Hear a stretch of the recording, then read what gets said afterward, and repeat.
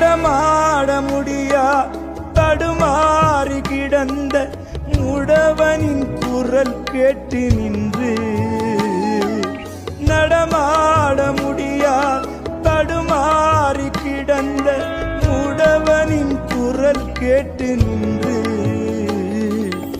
இடம் தேடி வந்து இதயத்தில் நொந்து நடமாட செய்ததாலே உந்தன் கால்களில் தானியோ அரசே, அதுதான் சிலுவையின் பரிசே. உந்தன் கால்களில் தானியோ அரசே, அதுதான் சிலுவையின் பரிசே.